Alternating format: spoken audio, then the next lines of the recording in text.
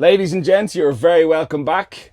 This is Iron Ian, host of the Iron Mindset podcast. I'm joined by Abs Powerlifting head coach and founder of the Abs series, Jay Farrant. You are very welcome to the Abs podcast Caravan.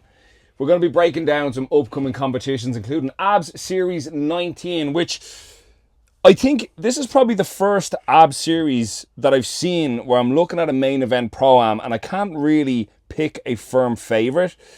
Jay, I know we're just back off of the Abs Pro where we were at a venue outside of the gym for the first time for the series domestically in Ireland. And we kind of made the choice that the best thing we could do is bring the series home. This is where the real magic happens. Yeah. So I was talking to a few lads in the gym and they were like, I feel like there's no like huge names at this series. But I'm like, well, then this is the opportunity for these guys to break into like the main event. From the lads that are on it, and I have the full roster here in front of me, is there anyone here that you're currently looking at? Because I've two names in my mind that I think could turn a few heads. Yeah. Ian Benson from Urban Barbell and Freddie Isherwood, who was with us back in April, I want to say. Is there anyone on that list that you currently now are saying that they could be the person to... I think Freddie... So, Ian, the fact he's doing a strongman event... Yeah. You can't burn the candle at two ends. So I think Ian will be Ian, put in a good performance, but he'll tell you himself you can't be good at both sports. So for this one, I'm not expecting too much from Ian. He's someone who will sign up and see it through though, you know. Mm-hmm. And he's looking at stuff next year as well, and just needs goals to keep him training, especially when you're in the sport that long. So that's a no for me from Ian. I don't think he's going to do anything amazing. Hope I'm wrong at this event purely because he's training for a different sport. Full send Fred. Yeah, I think he's got lots of potential to be that next guy who breaks into the pro roster. He did quite well at the last event and he was natural. Yeah. So now he's hopped on creatine and obviously that's going to give you another level or two.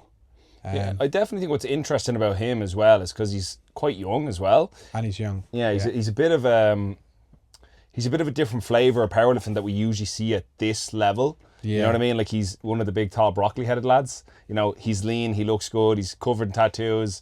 You know what I mean? He says he knows what for real on God serious Riz means. So I think he maybe presents a unique opportunity to kind of, for us, like as people that run these competitions, to maybe say, oh look, we have one of you people in the main event now. Yeah. We don't just have all these fucking obese 30-year-olds, you know. Yeah, divorced. Failed relationships. But like that, it is unique because we don't have our usual heavy hitters. There's no Jake Brennan, there's no Luke Tolman, there's no Dave Richardson. This is an event where somebody could maybe carve out their name. I'm bringing a guy to this one, Sam Pitchford. Yeah, Sam. Part of Abs Online. Sam is coming in very, very strong, and he's been doing nutrition with Abs Nutrition Connor Kiernan. We'll be right back. He's doing his nutrition with Connor Kiernan as well. I think Sam is a dark horse contender because he's quietly putting together a pretty huge subtotal, and he's got a pretty monster bench press. I'd say he's definitely in the realm of putting up a 230 to 240 bench, probably a 340, 350 squat, and probably 325 to 340 deadlift. Yeah, I've been following Sam for a while. Yeah, he's a good guy and he's coming in quite strong. So I anticipate good things from him. But like that, there's a few names here. I think if we look, they haven't lifted with us before, as far as I know. David Stensland, don't think he's lifted with us before. Ephraim Ardemasov, fucking these names, man. This roster is it feels like a Dana White contender series style. Nobody is saying anything. Yeah. Because they're all, I think Fred is the only person that has spoke shit. Yeah. Everyone's kind of just getting on with training. It's been very hard to promote this event. I've almost not given up, but just accepted the fact that this is a fresh batch. There's a tongue twister. A fresh batch of athletes coming through the series, which is great because we need new faces, you know, new rivalries, new head-to-heads. So yeah, no, it's kind of interesting. But what normally happens is when the expectation isn't there, it'll probably be one of the best. Yeah. And November seems to always be good. Yeah, I think November is like Something a about unique it. one. I think it's because like it's cold as well. The gym's Yeah. dark.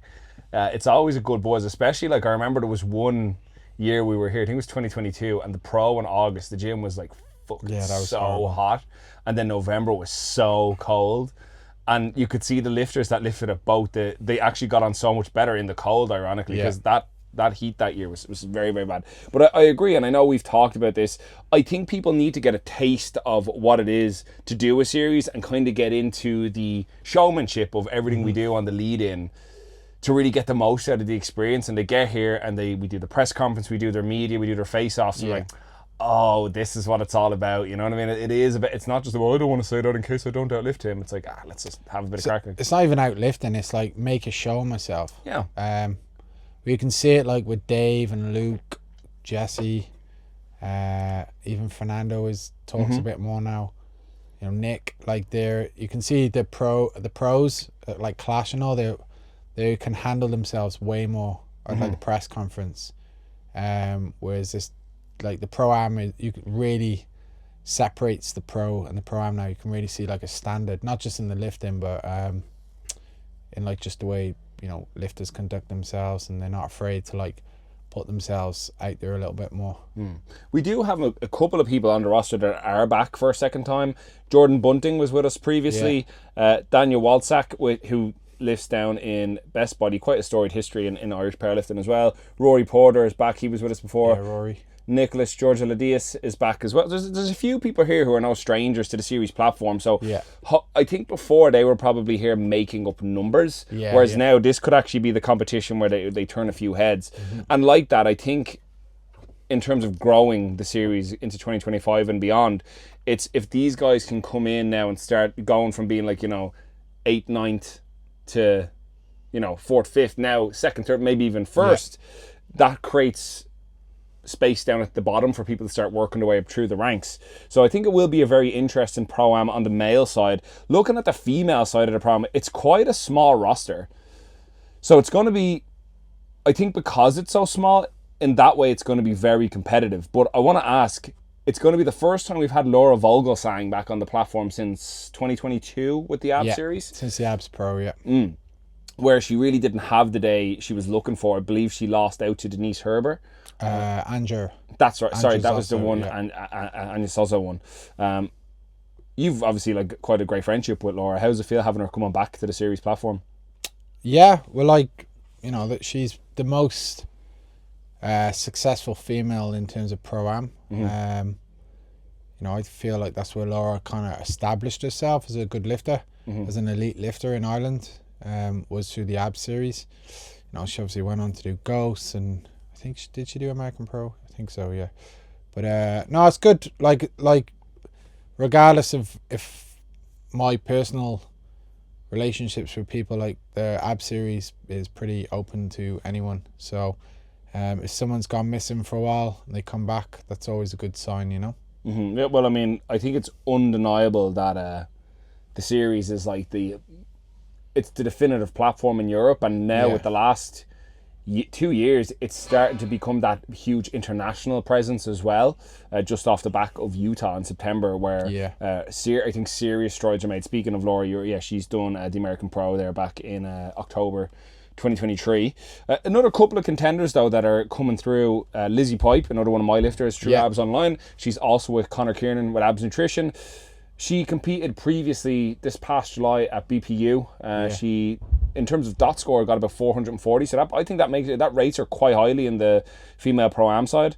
I would say potentially enough for the podium, depending on how she gets on. Her standards are really, really good, but as I'm sure you'll be able to speak to, we have this happen a lot where people can put up great scores elsewhere, but then they get here.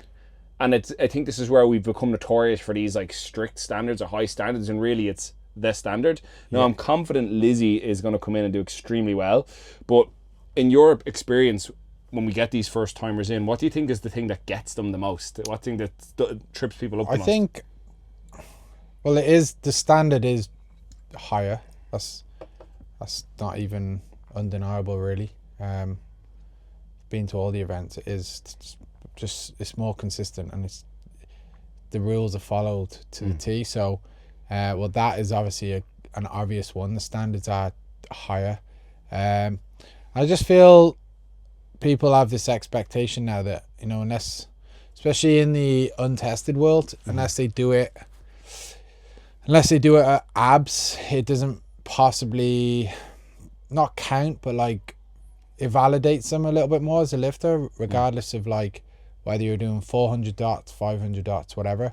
Because so many big lifters have like come over, experienced lifters, and they, you know, they lose so many kilos on the total because they squat that inch higher, or they, you know, they're not used to having to hold their bench, and that's why you see them running off as well to other competitions, and that's fine, you know, it's not for everyone. So some people rise to the occasion. You've seen it with you know, Zach Myers did pretty well, you know. He did pretty well. some lifters just don't, it doesn't phase them. Brianna Terrier, that's the one. Like, she came over and I thought her standard like got better. You know? She was so clinical. So 9 for 9, very good day. Yeah, 9 for 9. Everything was, you couldn't. I don't think she had one red light. So some people thrive, some people dive. You know, and that's the beauty of abs. It kind of has its own unique reputation now. That's one thing I was going to say, because I remember back when the series first started, it was essentially untested powerlifting, but to the IPF standard of reffing. And now people are starting to say, yeah, but we do it to the abs standard. Yeah, but if you can do it on abs though. So it's become like the 100%. It's become, can you do it to the abs referee standard, which is pretty cool. That actually irritates me now when people call abs IPF standard or it's IPF. It's not, because we're more consistent than IPF. And that's not a knock on IPF. IPF is still the gold standard of federation judging. However, it's like got like what, fucking 50 to 80 countries.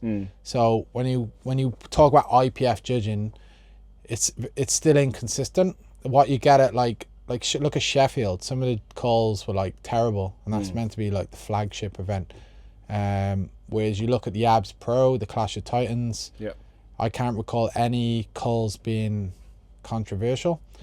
So we're our own standard, and I would say we're a better standard than the IPF, and that's purely based on consistency, and not bringing in stupid rules like bench depth, which is like, again, creating so much controversy. You know, there's a lot of noise around that interpretation. You know, so like the IPF is great. It is the best standard of judging, but you know, we have the same 10 refs that have refed at IPF, either the national or international level, but the same like 10 refs that have refed all our pro comps. So our in a nutshell, our reffing is more consistent. It's just as strict or just as good at upholding the standard. But you know, you go to Sheffield or you go to an IPF Open in Ireland, you are gonna get a different standard. It's still gonna be a higher standard than 99% of other feds. But when you come to the abs comps, what makes us different from being a federation to a platform is like, it's the same people at every event. We're not got, you know, there's a set standard, and it's held higher the majority of the time. You mentioned with the refereeing at the series, particularly at the pro, and it's approximately the same 10 people that we work with almost every time. Did you purposefully pick these 10 people because you knew that their refereeing standards were like second to none? Or has this just been a natural evolution over time? Because I think one thing, and I will say this, I think even like domestically, we've seen some lifters in the Irish PF go international and be almost like, it's a very like polarizing experience when they're getting green lights, white lights on all their squats here, and then they go abroad and they miss their opener on depth, which I think is like a scary thing for people. You've been around the game for a very long time, so with the referees that we do work with, was that by design, or is just these are people you could trust? No, I've always picked people who are trust, that have lifted to a good standard themselves. Pretty much, I think all the referees are international lifters, or as well. You know, I think Louis is the only one that's not, and he's like been reffing 10 years and is a cat too. Yeah. With the He's IPF coached internationally. and coached internationally, yeah. So I think the difference is like the abs refs are not afraid to red light big names. Yeah, well, we saw that at the Pro. We saw that at the Pro. We've seen that at the Clash. We saw that in Utah. I had to red light my own lifter, Jake. Probably would have got that on his last deadlift on most of the platforms. So like we don't really care. Luke Tolman, he's like a massive abs club lifter. He got like both of his squats red lighted at the abs Pro, and pretty much the comp was over at that point. So we're not like the refs that are put in place are just not afraid to red light people, even if they're from their own club, and it ruins the whole day. I remember we talked about it after the Pro when we were doing our podcast with Mario upstairs, and you had said sometimes like it's so strict, like fuck, why does it have to be this strict? I actually feel that abs lifters get a fucking tougher time as well. And it's that's all. I just feel it's because even when I'm reffing, like I'm like, I just can't help it. I'm like, you squat deeper in training. I know you can squat deeper. Or it's like in the back of my mind, it's like you got to hold yourself to almost a higher standard. Because if you're an abs lifter or you're one of my lifters, and I give you the benefit of the doubt, I know for a fact some cunt is going to say something. So I almost do hold abs lifters to an unquestionable standard, which is right anyway. You shouldn't even be putting refs in that situation, in my opinion. It's absolutely bad coaching if you do. That's my rant on IPF judging. Well, just abs judges. No, it does. It all makes sense, and I think that's kind of the great thing we have, because we're not a federation. It can be this more tight-knit core group of people that you can depend on, and because it's a smaller group, the experience level 10x's then, and even if you do need to bring somebody new in, it's easier to get them up to speed much faster. And we've seen that then throughout the years. Like obviously Mario's been doing Motion Masters since pretty much day one, and then he's managed to bring on Jacob, and then that like he's gotten up to speed really fast as well. So I think it's a matter of those, or even like Tristan Jacobs coming in and offering the pain relief, the pain rehab before the Pro-Am, like that got up to speed quite quickly. And then with the abs nutrition guys as well, providing the rehydration protocol, it's just the ability for people to get in and get up to speed with everything is really, really fast. Whereas I think if you look at like a huge governing body like the IPF, you know, that by the time you get like a federation in fucking, I don't know, Bumblefuck, Massachusetts, up to standards as they have, let's say here or in the UK or I don't know, Croatia or somewhere, like it can be this mishmash. So I do totally get you on that. But back to looking at the rosters for the series and mentioning Tristan Jacobs, I actually think we have a really competitive Division 1 for probably the first time in Ab Series history. This is a stacked roster. There's over 20 lads on here, and many of them are very, very strong. So, and they have actually been quite vocal online as well with their discontent for each other, particularly a couple of lads. I know you've got one or two lifters in this comp, in this division. Yeah, you do, yeah. Just so you know, yeah. Worst coach ever. I know Josh is in there. It is, yeah, it's Josh, yeah. But Jay Boggin is still... Oh, Jay and Josh, shit. I keep forgetting Jay's fucking he's been D1 on the missing list for a little while, but it is looking like a very competitive roster. We have Alex Ross, who's nominated number 1 right now with 553 dots points. He's probably looking to go up to the Pro-Am. He competed last at Ab Series Cologne, if I'm not mistaken, Ab Series 17. Yeah, he was trying to push for Pro-Am there. Didn't have a great day though in terms of attempt selection. No. Well, when you come into these types of battles, attempt selection is everything. Because it can be a difference between being 8th and on the podium. So I don't know who was handling Alex, but sometimes you just have a bad day. Maybe he'll put it together better when he's over here. And then we have Tristan Jacobs nominated second. So TJ's actually been trying to break the Pro-Am for a little while, and wanted me to remind you that he made over 440 dots when you had that as the standard, but then you changed it when you weren't meant to change. You said you changed it early. No, that's not true. Well, that's what he says. Made, from what I remember, he made the 440, but the thing was he made the 440, but then from the August that year, it was 460. Yeah. So it was irrelevant. Any comps going forward, There's 460 onwards. Do you get me? Yeah, no, I But I don't know. We should just get stronger. Get 460. well, I know you can't hold the division up for one person. Well, that is his aim for this comp. He wants to make those 460 dots. And like that, I think when we look up and down the roster, everyone is pushing, maybe not necessarily for their 460 dots, but definitely to turn a few heads and add up a bigger dot score. Because like that, the series is unique in that way that, like, you know, if you do a random open somewhere and you're not on the podium, your result, whether you're 5th or 8th, kind of doesn't matter. Whereas here, you're just stacking wins until you accrue enough points to move up to the next division or win the division you're currently in, which is also a huge achievement. So in that way, I think you'll see lots of the lads that are currently sitting in the low end 400s come up to the mid 400s and then on into the Pro-Am. It's great to see because D1 used to be the ghost division. Yeah. Like 5 lift or something. Yeah, it was such a fucking shit division. But I think that if I could go back now, I'd put this as like a main event because the lads, they're all, none of them want to lose to each other. Even in the like even the lads who know they can't win, like they're going to want to, Rod is going to want to beat Vinny and they're going to want to try and get one up on each other.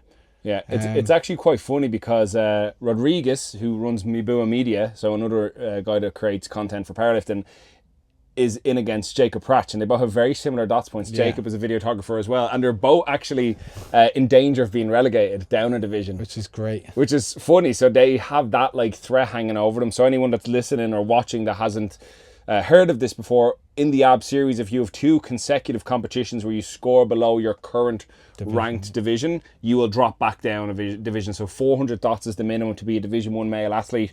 So both of these guys scored less than 400 in their most recent comps. So if they get less than 400 again, they go down a division.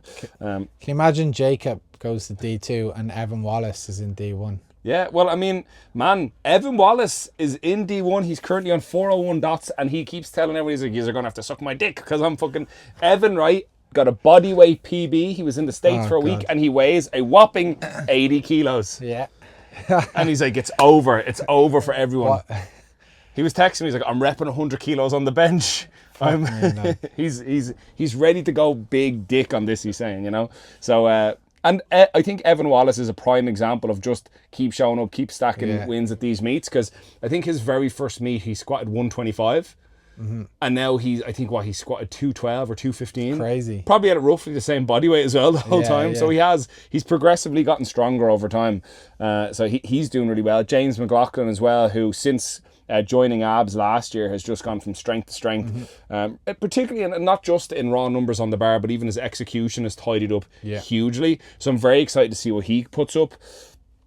Emmett Hart, same thing. Since joining ABS Powerlifting, his numbers have just steadily been increasing. He's also gotten more heavily involved on the administrative side. He's one of our referees for D2 as well. He was refereeing for USAPL Ireland as well. So, and then of course, ABS Powerlifting coach Lawrence King, finally back on the platform after a very, very long time away. He's had a pretty serious run of things with injury. So I'm very excited to see him. He's kind of taken up the mantle of prime abs coach down in Carlow. He's got like a whole like band of youths down there that he's training up to be quite strong. Carlow Youth Brigade. Yeah, honestly. And then of course you've got Vinny Chung, who's just like a mainstay here now in HQ. He's here every Sunday. Vinny, I would say, is going to be pushing for a 300 kilo squat. That'd be pretty cool. Yeah, but only like a 240 deadlift. Yeah, it's okay. The squat's a cool impressive lift. Now, here's one I actually want to ask, just and as an objective zoom out viewpoint, right? We've got not Lawrence King, we just talked about him. Luka. So Luka Radulovic, right? The big Croatian giant, extremely strong. I would question if Luka is going to put up the squat he thinks he's going to put up based on what I've seen out of him the last like 4 or 5 Sundays. What do you think? What's the most he's hit? In training so far, 315. Okay, and what's he want? 350. Yeah, well, there's a massive difference between 315 and 350, especially if you've not hit that number before. So yeah, again, it's just about managing expectation. Like if you a couple of weeks left, maybe 325, get them all them red plates. That's just to be honest, that's just a thing when you're a big guy and you start looking at them numbers, you just start going to these like milestone numbers, 317, 350, 375, and then all of a sudden you're looking at the 400. So that's just kind of, I've seen it with Jake, I've seen it with Eamon, seen it with Luke. So it's a good mentality to have, because like he knows 315 isn't good enough. You got like 93 junior lads hitting that in the gym in sleeves. So like that's the thing about training in this gym. Like your expectation is different. I was actually watching an Alex Ferguson interview last night, and with Ali McCoist, and Ali McCoist asked him like, what was the biggest thing like you brought to fucking United? And he said it was expectation. He said he got that from playing for Rangers, which he brought to Aberdeen. So going back to my point, like when you train here, your expectation is higher. Because like 315 is a big squat in any other gym in the country. Here it's like nothing. It's rep work for some of the lads. It's not even. You've got like that's a warm-up weight. You've got like kids doing that. So that's having the 350, that's just the first line I said was managing expectations. But at the same time, that's the minimum in his head. How can you watch fucking Toaster and Conor Kernan smashing 300 and Jake and Eamon and Colin Larkin Lynch and all these lads? You're the biggest guy in the room. You're not doing them weights. So Luke has just got high expectations. So if you can get close to that, brilliant.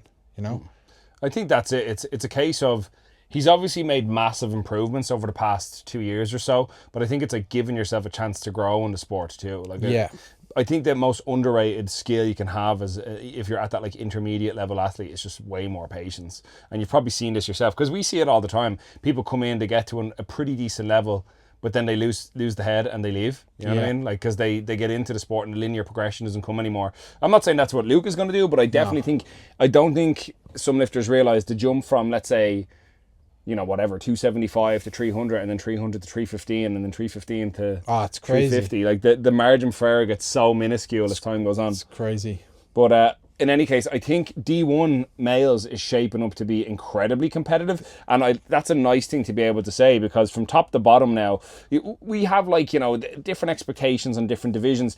I think you'll see always a great crowd out to watch D2, because it's a lot of friends and family. It's a lot of first timers.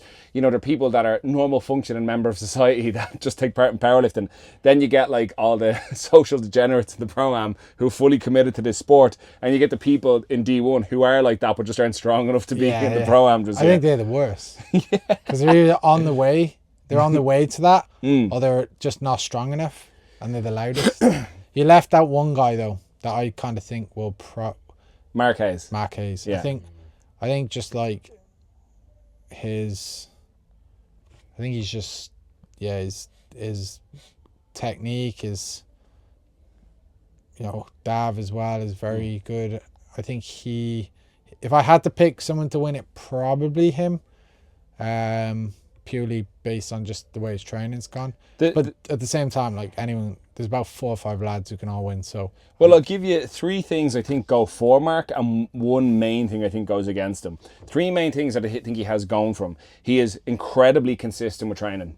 He very rarely, if ever, misses a session. He stays in pocket. The second thing, like you just said, his execution is perfect. And the biggest thing I think he has going for him is he has Davidas in his corner. So Dav will make smart attempt selections for him to give him the best chance of finishing with the biggest total or the biggest dots points. But the one thing I think, and I slag Mark about this all the time, Mark is a little bit of a one-trick pony when it comes to the 3 lifts. He's a massive deadlift, an okay squat, and a little bit of a mediocre bench. And that's not me talking shit. I'm confident he's going to pull 300 plus at this meet. But I don't think you can put, unless he's like weighing extremely light, I don't think he'll put together a win on like a 240 squat, a 140 I don't know why he doesn't go in fucking wraps. Man, honestly, I don't get, if you do D1 and the sleeves, you're a virgin. Or you're a closet paedophile, right? Why would you do it? Yeah. Do you know what it is? I think it's like, it's a little bit of, there's 2 reasons I think people do it. One is, there's probably legitimate reasons. Maybe they don't feel like they have people that can wrap them consistently every week. I think then it's a little bit of fear, because they're sore. You know what I mean? And then the other thing is I think it's an out. You did it in wraps. fuck that. Well, Mark's got no excuse. He trains with us every Sunday. Yep. Fucking Dav would wrap him. I would wrap him. Someone would. I just baffles me, man. We're only a few weeks out. I'm sure we could talk him into it. Yeah, fucking. He's only starting peaking on Sunday. There you Say go. it to him. Get the wraps on. But yeah, I would. Change your tampon, Mark. I do think Mark will finish on the podium though. If he puts together a really good 9 for 9 day, I think he'll be on the podium. Who do you think? Like, I think it's Tristan's to lose. Maybe Ali. I don't know. I think just based on nominations, I don't know Alex Ross, but he's obviously, in terms of pure score, the strongest person in the fight. Where was that done, that score? Was that done at Abs? That was Abs Scotland, or Abs Cologne. Okay, so... Yeah. He's done it to this standard before, you know what? Let me just double check. But, like, based on that, if he's had a good prep, like, I'll be honest, I don't know a whole lot about him. But based on that, I would say maybe, but I see Tristan has had a really good training under Ian Benson. No, I tell you a big fat lie. At the Abs, he was at Abs Series 17. His stat score was 432, so about 20 points less. The last time Abs tax, you know. The Abs tax, yeah. So based on that, yeah, I suppose then in terms of who's done it on the Abs platform, it is Tristan with the biggest nominated. And to be fair, Tristan's, I don't think he's ever done a comp since he's joined Abs where he hasn't PB'd.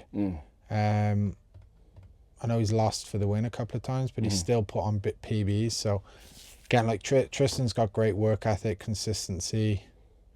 He does lift to a pretty good standard. So yeah, I think based on that, I'd say it's Mark won't use wraps, so it's Tristan's to lose. I would say it's going to be a combination of Tristan, Mark, and then some third person we just haven't considered yet. Louis Warren's doing it. Yeah, Louis just up against Luca. Yeah. The battle of the L's. Yeah. Luca will just eat him.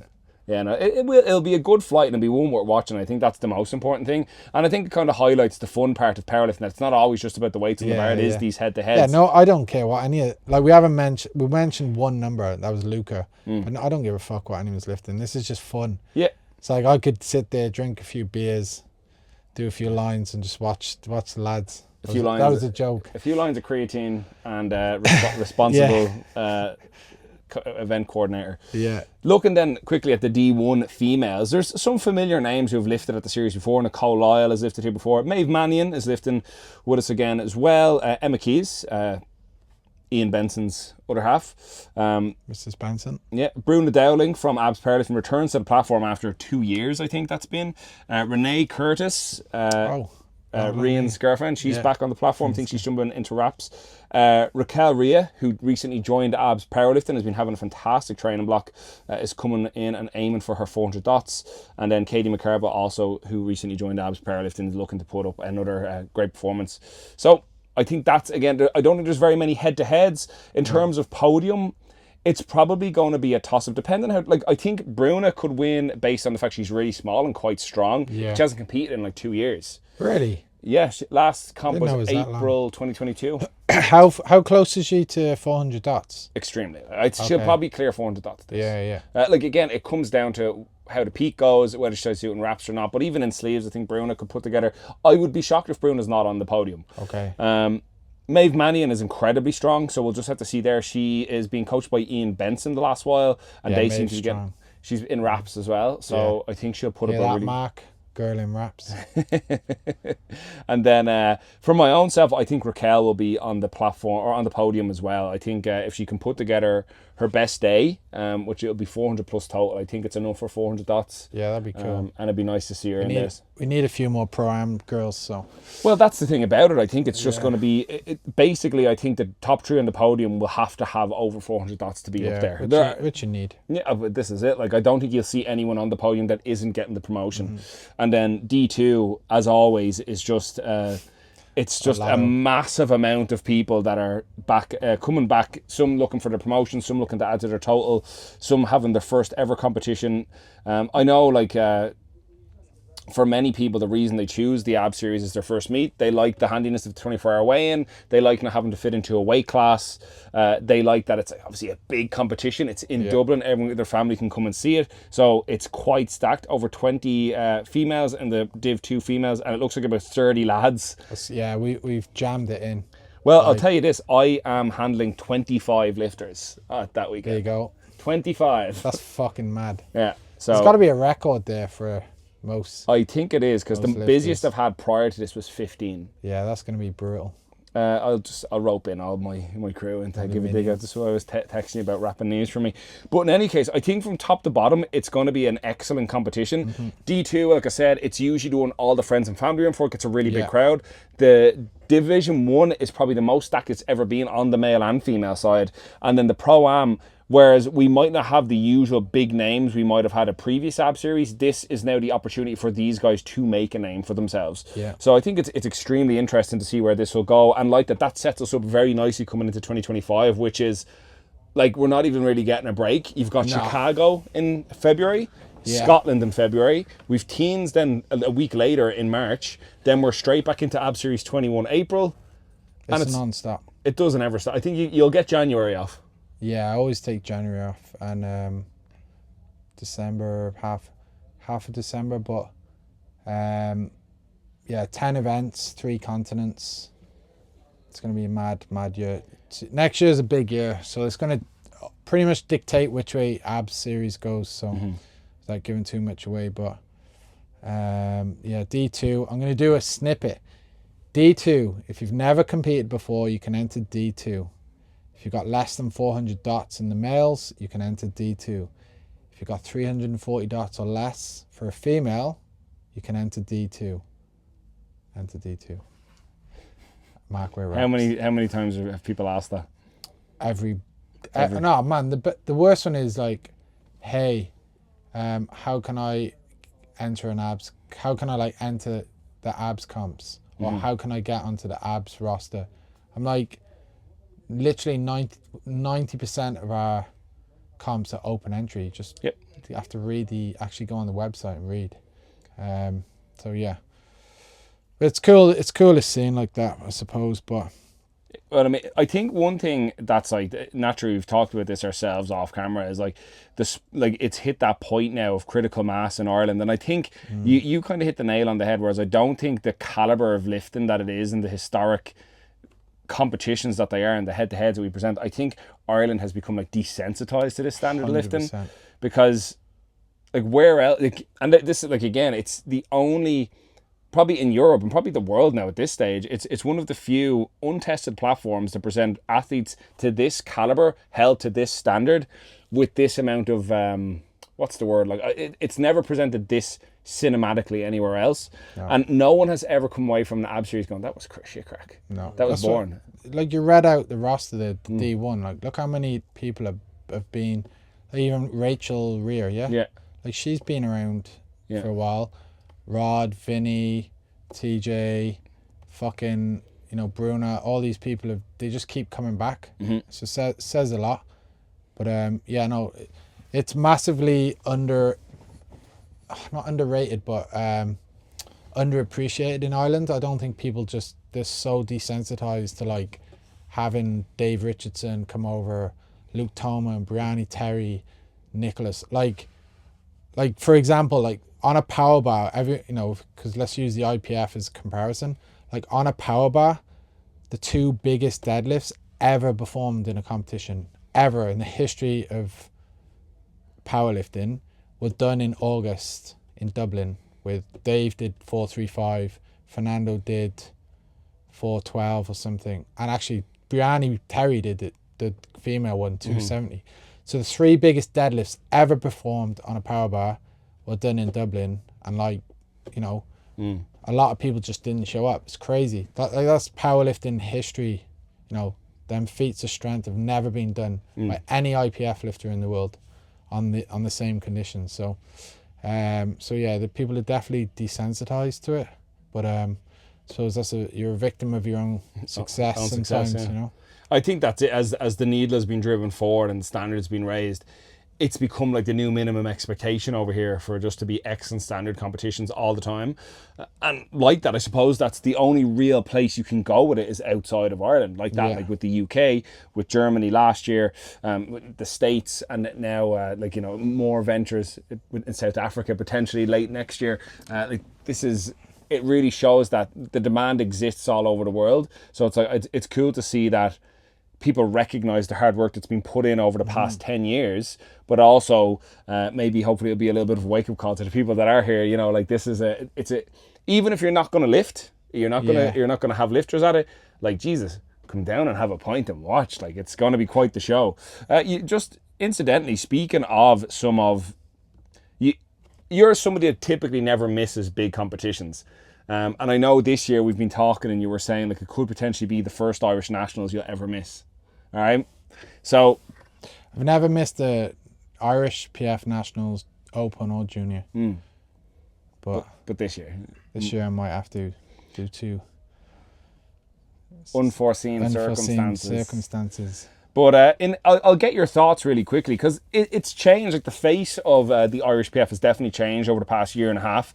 Yeah. Like previously, there would have been a lot of banter coming into the Irish PF Open Nationals in particular with the club championships, which was a point scoring system that was used for the podium based on which medal you got points for your club. This was recently abolished at the most recent AGM. Now, it can be voted back in, but in any case, for the time being, it's gone. So there's no club champs. It's just individual weight classes and medals and podiums and things like that. I know you're probably not that dialed in to what's going on, but just to even get some of your thoughts on some of the abs lifters that are going to be participating. So in the under 57 kilo weight class, for example, Anna Huharan is back, who is like, Anna's a veteran at the sport at this stage. Yeah. Her most competitive total in that weight class is 390. She is nominated second just behind Amelia Crook, who's 392.5. So does it, like, Anna's training's been looking good.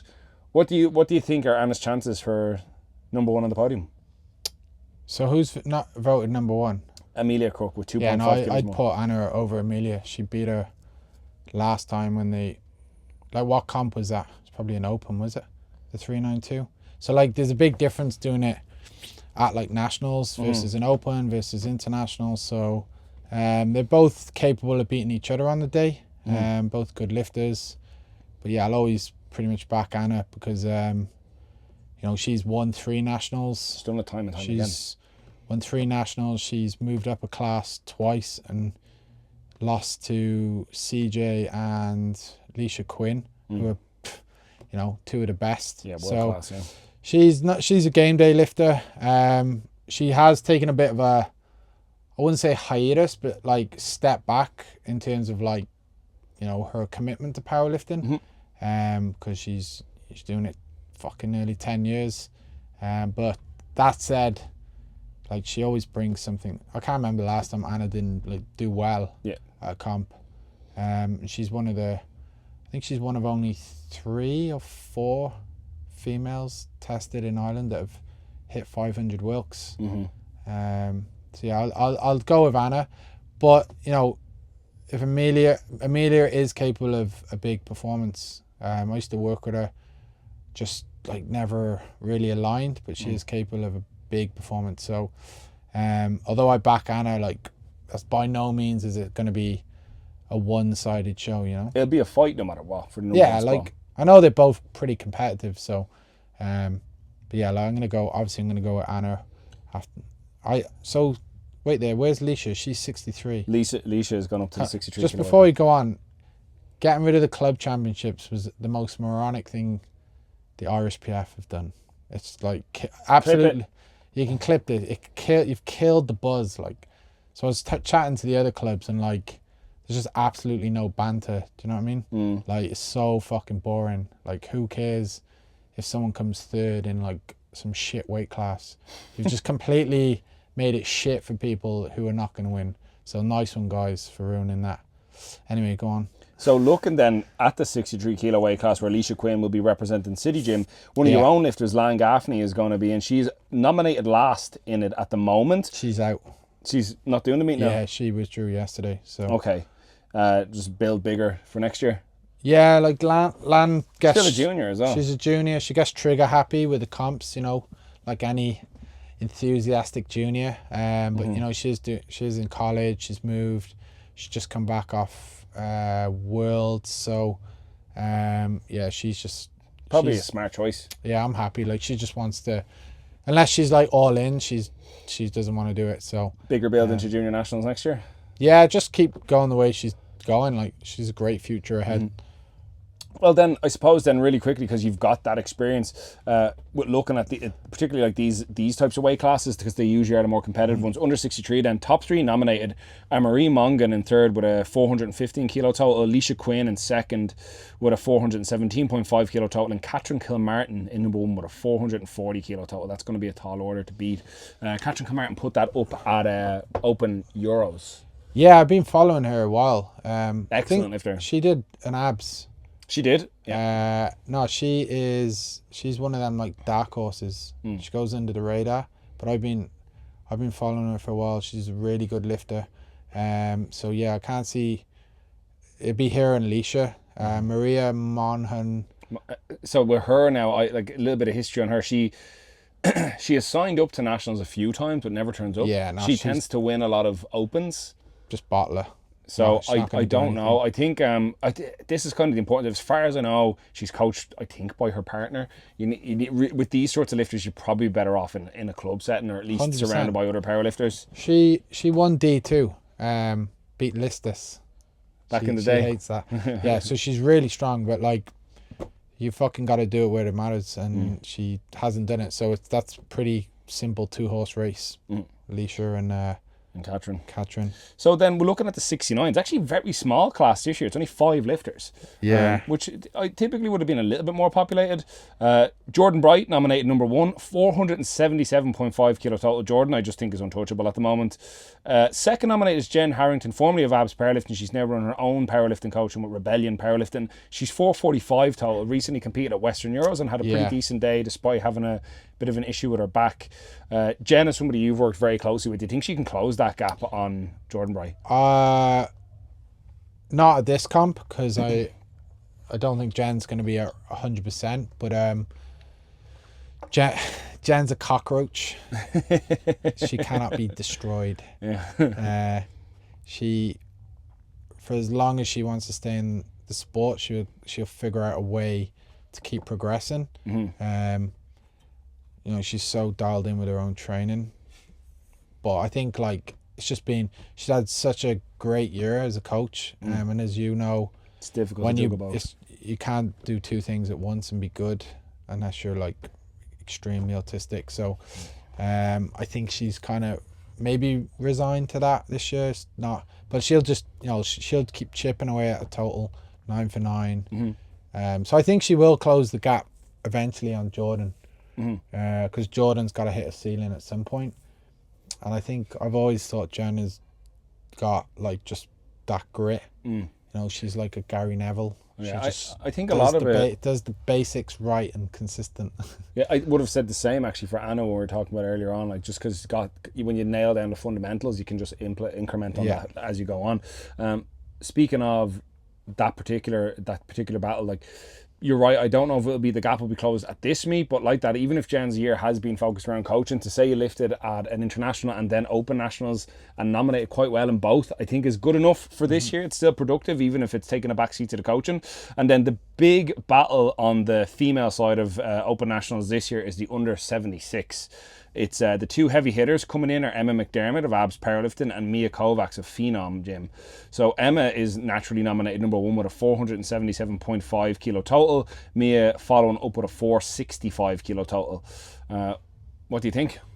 Well, I'm going to obviously go with Emma. She's been there, done it multiple times. Mia's young, she's strong. It depends if she can. She's got to do it under pressure, which she hasn't done yet. So that's not a knock on her. Yeah, that comes with experience. So it's a case of like, when is she going to put up the total that she's capable of? You know, that's kind of it. Like, it'll come. It's just experience. She's chasing Emma, who's like, you know, big person too. Emma's a game day lifter, so she'll. When did you last see Emma miss a last pull? She is the chalk and cheese right now, you know. So so don't get me wrong, Mia's more than capable of out totaling Emma on the day, but like, she, you know, Mia's gonna have to bring her absolute A game. And like Emma, Emma just has to be Emma. Yeah. Maybe get Connor Campbell to I thought we'd get through without him mentioning get some motivational lines in. Please, Connor, please. I'll send you a DM. But yeah, no, like Emma's motivated. So, and this is the best training block Emma's ever produced, ever. Yeah, Emma's moving some pretty big weights on the deadlift quite casually for reps. Yeah. Which is very, very impressive and a little bit scary. I think the thing with Emma in comparison to me, I actually spoke to Emma about this a couple of weeks ago, and she said herself, she goes, I think in terms of just absolute raw strength, Mia could potentially be stronger, but it's, can she put it together to a high standard on the day that it counts? We already know Emma definitely can. You know what I mean? That's undeniable.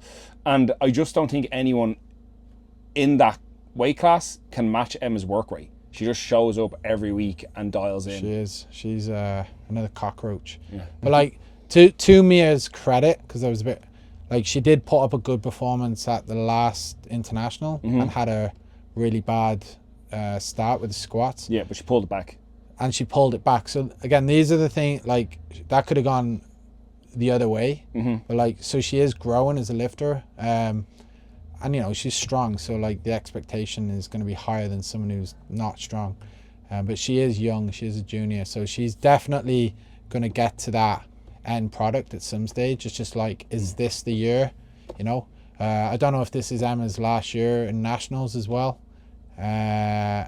So like, you want to beat, if you're like Mia, you want to beat like Emma's the 76 queen. Yeah. You want to beat her at her peak. Before she kind of rides off into the sunset. So that'll be a good battle. I'm not writing off Mia. I know Mia's dangerous. And she's got a monster deadlift. She's the only reason Emma kind of, I think, like, stuck around in the IPF this year. Because like she sees the potential, she sees the threat as well, and kind of just wants to beat her once more. And then after that, who knows? But that's probably the most interesting female head-to-head of the 100%. Roster.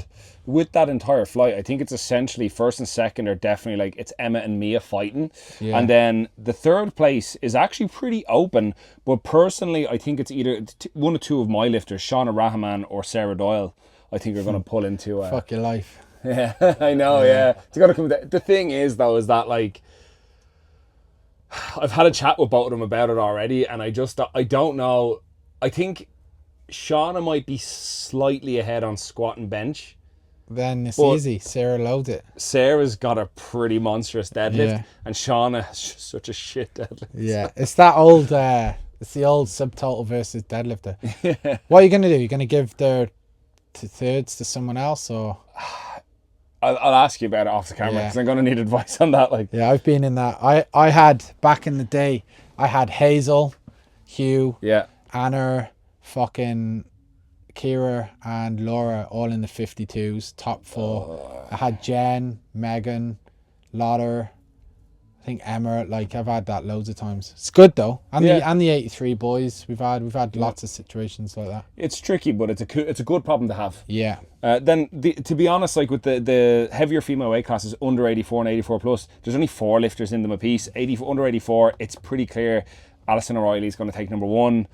Comfort Edidokon is going to take number 2. She's just competed at Western Euros. So, and then probably Jen Egan will comfortably take number 3.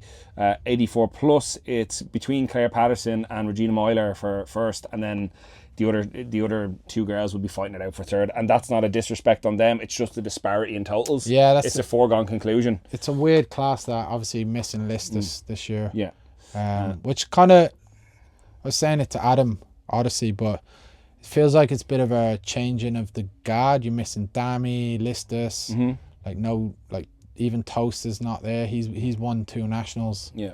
There's a lot of people like missing. You've no club championship. It's going to be a whole different flavour. Yeah, we're going to see how it plays out. Hopefully, like a load of new people come through, but I don't know. It's just kind of feels like a bit of a transition. Bit of a spoiler. I think junior nationals this year is going to be very good in 2025. Yeah, there's a good few like talents coming through with that. We'll go through the male roster quickly, and then I'll let you go back to whatever it was you were doing with your feet out. Under 66, it's Alex Cremens versus Kieran Murray. Alex is probably going to clean house on that one. No, I wouldn't don't ever write off Kieran Murray. He's a fucking little cockroach as well. Nah, obviously me and Alex are like best mates, but fucking Kieran Murray is a fucking good lifter. Listen, I've seen the guy lift. He lifted at the Christmas qualifier last November. He put up an excellent day. It's not, the good thing is, sometimes it's not a disparity on the lifter that's there. It's just Alex Cremens is very good. Yeah. Well, what's the difference in totals now? Alex is on 630 and Kieran is on 585. Oh, okay. I didn't realise he'd put... Well, Alex has the pull as well. Mm-hmm. Yeah. I always think back to Alex is going to kill me, but that international where Kieran Murray just came out and like pulled a fucking worldie. But I think Alex will win that. Again, another massive game day lifter. Mm-hmm. Currently the Irish team head coach for the junior squad, so he's making moves though. So maybe that will be something interesting to play for, because he moved to Australia and moved home. Yeah. And he's obviously been focused on coaching, so maybe there's a chance of a bit of a battle there. But looking then at the under 74 kilo class, this one is very interesting, right? Because there's two main reasons. One is we're seeing the return of Davidas Barasas into the Irish PF. He is lifting at nationals for the first. Did he lift at nationals last year? Don't think so. So it's been a while, like, you know what I mean? Yeah, he's kind of just only... No, I wouldn't say getting back, but he's, again, coaching's been his priority. I talked to him about it because I have to start competing more than once a year. And I was like, man, you do. Like, show these motherfuckers how it's done. Like, and it's bizarre to see Davidas nominated last in a weight class. That's crazy. But he's gone up to the 74s. Yeah. He was competing lighter for a long time. But nominated number one, and this is interesting, it's Paul Andre, who last time he competed at Nationals was last year under the abs banner, when he dropped his last deadlift 3 times in an argument with his coach, Davidas, about what to open on. So that's an interesting dichotomy there. But he's currently nominated number one with a 667.5 kilo total, which is very impressive. He did do it at a university meet though, so this is a higher stakes meet. So I think he's, I think he grew a lot from that. Mm-hmm. Like he was a junior. Like, do you know what juniors are like? Mm-hmm. I think he's definitely learned from that experience. I hope so, anyway. But I'm sure he's a good bit ahead of everyone else, is he? Or second nominated is 642.5, and then Owen Shanahan is 3 at 632 on this list. But he did recently compete at Western Euros, and I think he put up 647. Yeah. And it was a pretty handy enough day for him. I'd be confident in Owen Shanahan contending for number one. Mm-hmm. He is a great talent, and I think Westerns is the best day he's actually had. I think it's more about putting together that perfect meet domestically. And what's Dre's nominated total? 667.5. Okay, yeah. So very, very strong. Look, it'll be a very competitive flight in any case. So we'll keep an eye on that. And Josh is not in that, no? Little Josh. Josiah? Yeah. I know. He just did Europeans. A junior lifter? Yeah. No, Lawrence's boy. No, he's not in it. Okay. Obviously, probably advised not to enter another meet so soon. Under 83s, you're being bellowed for. You're under 83, Adam Dwan, probably pretty comfortably number one. Keith Fanning second. There's about a 50 kilo total between first and second. Adam will win that all day. Yeah, like the last time Adam Dwan had a fight in his hands, it was with Callum O'Mahony, who's gone up a weight class. Yeah. So I'd say Adam Dwan's sitting quite comfortably there. Then 93s is an interesting one this year because we don't have Toaster, which is going to change the face of it a little bit. But Damien Nam has come up. Yeah, like, again, I think it's Damien's to lose. I think I can't see the other lads getting close to him, to be honest. Well, that's it. Damien Nam put up an 800 kilo total as an 83 kilo lifter. Now he's up at 93. He's actually made a very similar...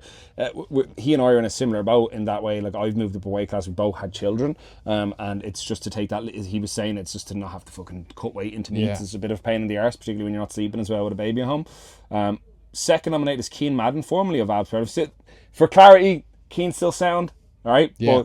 But actually, didn't ref it. Yeah, yeah, he didn't. We haven't seen Cian in months. Cian's nominated second with a 787.5 kilo total, so 12.5 kilos behind number one. I think the thing with Cian is just so all round strong, but I think it's just there's always that final hurdle where like his second attempt could move brilliantly. You put 10 kilos on and then suddenly it's not there. And I think that's what costs him a lot of the time, because in terms of raw numbers, I think Cian is an 800 plus kilo lifter. Oh yeah. And same for nominated third currently, Matthew Henry from up north, who's had one of the best competitive years of his life, I think, so far. 775 total nominated on for third. I think he's actually coming in looking very strong. But I like that it's looking at what they can put up when it matters. Yeah. And well, I think, Kane, like you said, Kane's capable of our 800. Just has to do it, like, you know. When I always wish he was a bit heavier. So, I don't know, but... I think Keane should have gone up to 105s. Yeah, I would have liked to seen him at least do like 1 or 2 comps at 105. I think like when you get to that level and you kind of almost stagnate, or it becomes like very hard to add to your total. Yeah. I think just even going up for 1 or 2 comps can help, even mentally. You're not just hitting the same numbers or very close to the same numbers. So I think that's why, not to directly compare them, but like Toaster gets, I know he's younger, but I think why he gets these big gains in the off season, because he essentially goes up a weight class, and then does these big cuts. So yes, he isn't hitting the exact same numbers in training, but like his ceiling's still higher. His training numbers go up every block, so you're still getting the total thing. So I think the 93 class is a bit of a weird one, because it's such a big jump from like for example, Keane would never, I don't think he would have been competitive as a 105 because he's fucking jacked as it is, and he would have had to like walk around at 108, which like, well, I don't know where he would have put that, but I just think like having a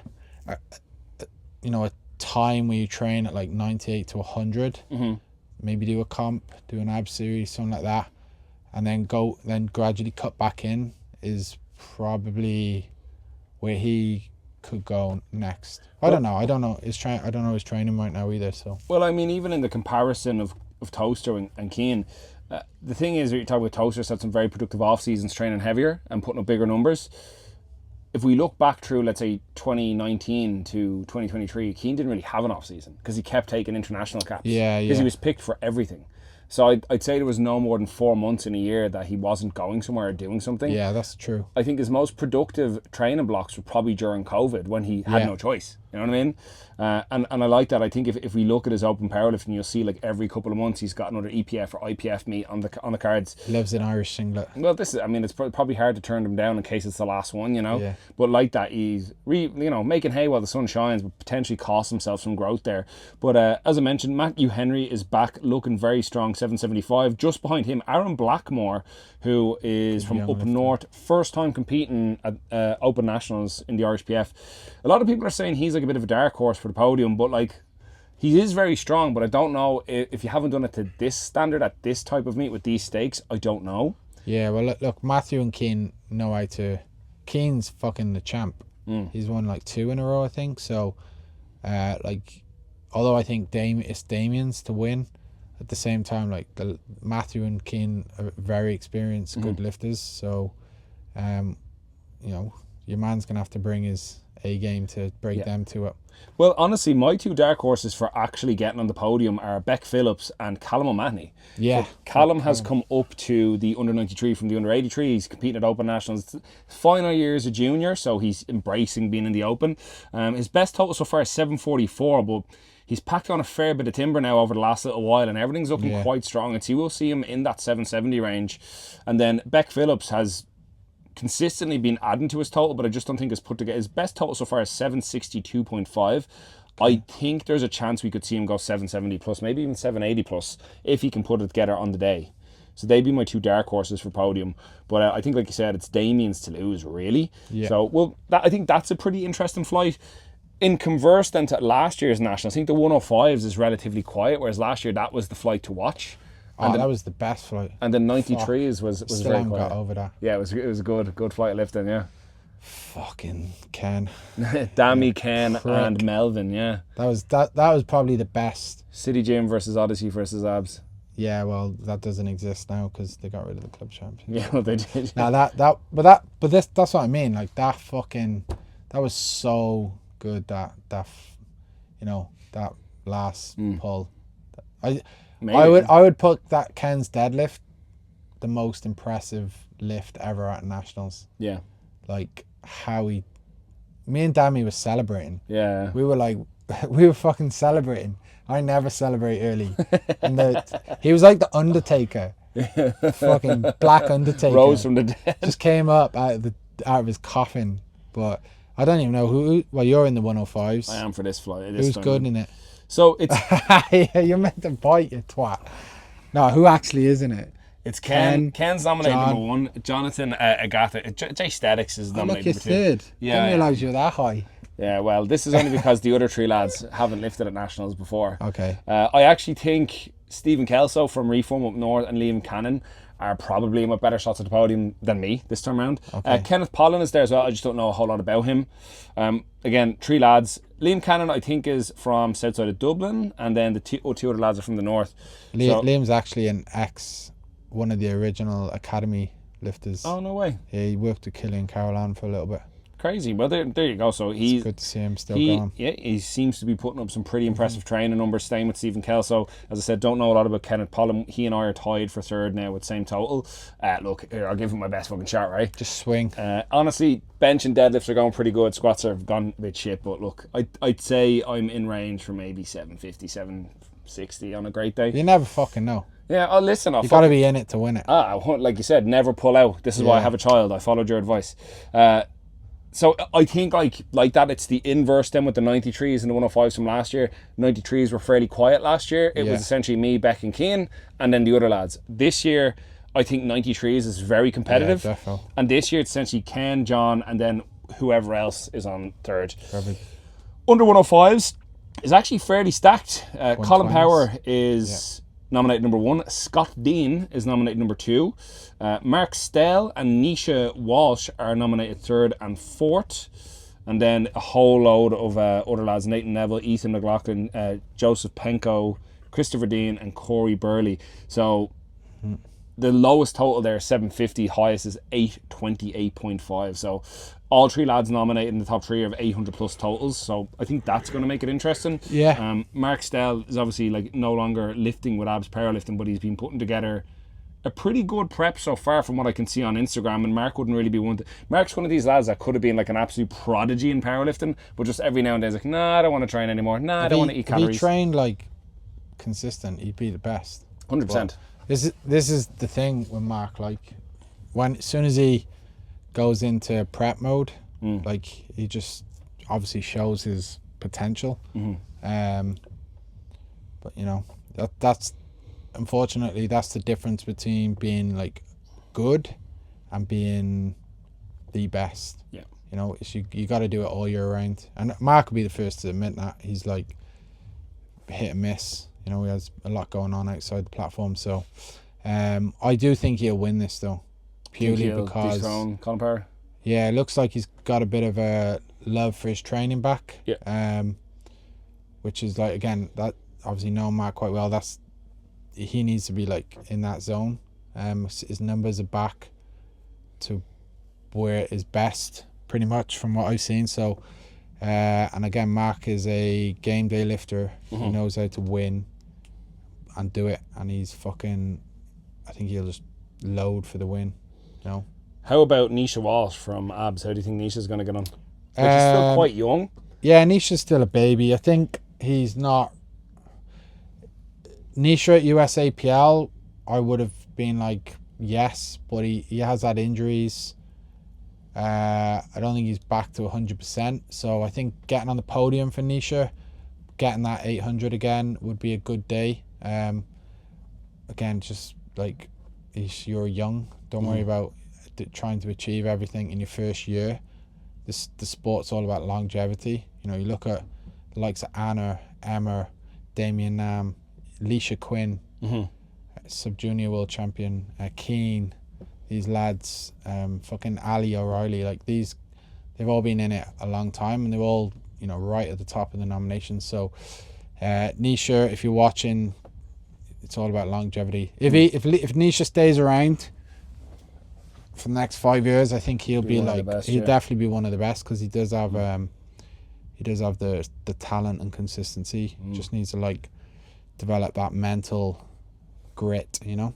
Yeah, and it takes time to develop that. There's some experiences that you can only have by being in it long enough and actually doing comps. It's one of the reasons like I always advise newer lifters, don't worry about like some of them get real picky and choose like, oh, I want to do like a much longer build. I'm like, but you've no competition experience. Compete a little bit more as well. Exactly. Then looking at the 120 plus, the last weight class, it's 3 lads. So they're going to be the 3 lads on the podium: James McCarthy, Pierce McLernan, and Daniel Doherty from Abs Kilkenny, who is nominated here with a 730 total, but has obviously put up significantly more when he lifted in USAPL. So I'd imagine there'd be a decent enough fight there for the jockeying for positions in the top 3 podiums. But in any case, it'll still be a good comp. There's still a lot of heavy hitters in there. But I think, like you said, without things like the club champs, the banter, and some of the bigger names maybe not being there that we would have seen previously, it might not be exactly the same as what we've seen before. But we will take a look at it when it comes around. I'll fucking be there, obviously. But you potentially won't be, since you're no longer involved. So if it has to be the first nationals you miss, will you feel any kind of way about it? Will you watch the stream? I'll watch the stream. Yeah, I'll be on blue. No, I still like the comp. No, like it is what it is. You know, there's a lot of people there I want to do well, both in abs, outside of abs. Nationals still is the best Irish PF comp. Like, it is good.